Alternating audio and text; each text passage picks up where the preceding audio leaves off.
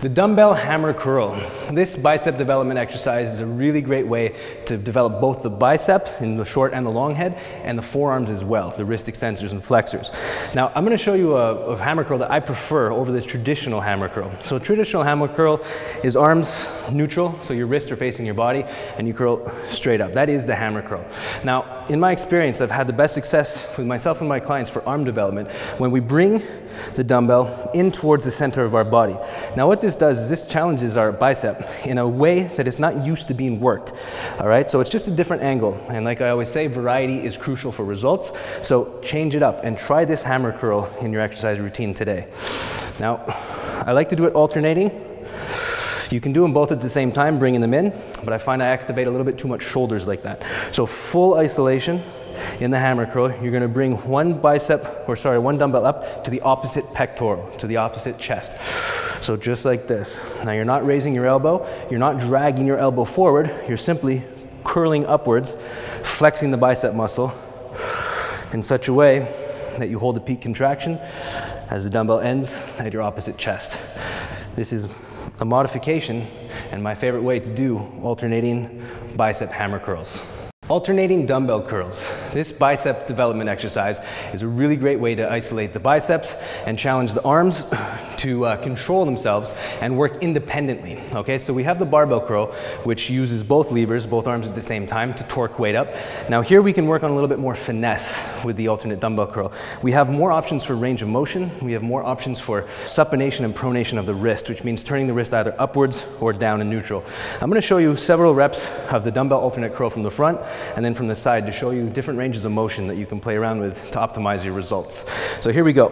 With slightly flexed knees in the forward ready position, you're going to alternately curl a dumbbell up to peak contraction. Now, of course, this, just like the barbell curl, doesn't mean you're up all the way resting. It means you're up flexing, okay? It's actually most challenging at that top position. So your elbow can come up slightly. There's nothing wrong with that, all right? Now, you don't need to keep your arms right by your side. There's also nothing wrong with that, but I do suggest everyone pull with the elbow just slightly, and that increases your peak contraction potential. Now, if you notice, as I'm grabbing these dumbbells, I'm taking a thumbless grip, okay? So I don't have my thumb wrapped around. I take a thumb off. What this does, in my experience, I've had best results with myself and my clients as we take the thumb off, which removes tension from the forearm muscle, increasing the total load on the bicep. And a lot of people, when they work their biceps, they grip really, really tight. And a lot of the energy from their exercise gets focused onto the forearm muscles.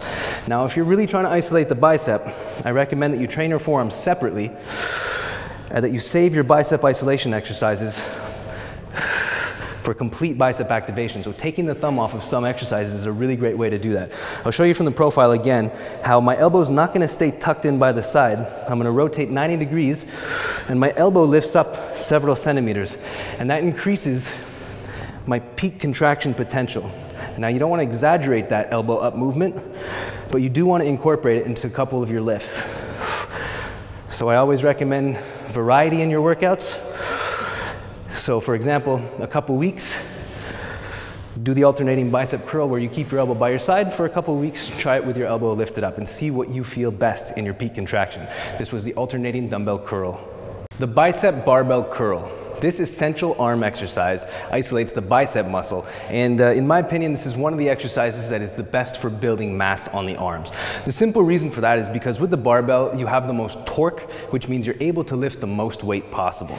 So, of course, weight means nothing without control, and I want to show you today how the barbell curl is a fantastic exercise, but sometimes gets abused by people who try to move too much weight, more than they're capable of at least. So today I'm going to show you the isolated barbell curl with flawless form, and I hope that everybody can replicate this exact movement in their gym or at home. So here we go. For the barbell curl, you want to take a stance where your feet are about shoulder width apart.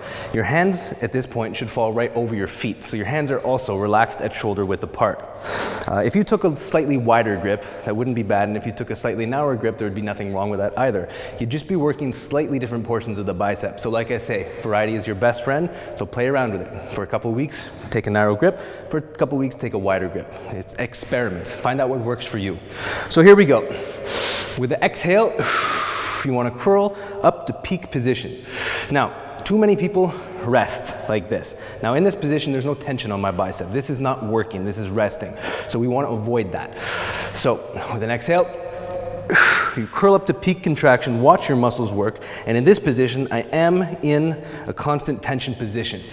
So even though I might pause at the top, I'm pausing and I'm flexing, which is completely different from pausing and resting. Now I'm going to show you from the profile how it's completely acceptable. Once your shoulders are back, you have soft knees, it's completely acceptable to slightly raise your elbows as you finish the peak contraction. Now I mean ever so slightly raising those elbows, and that'll increase your peak contraction potential and increase the overall overload on the muscle at that top flexed position.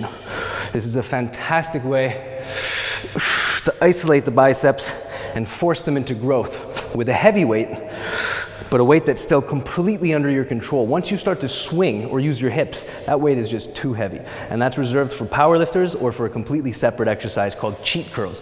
We're not even going to talk about that today. So that was the barbell bicep curl.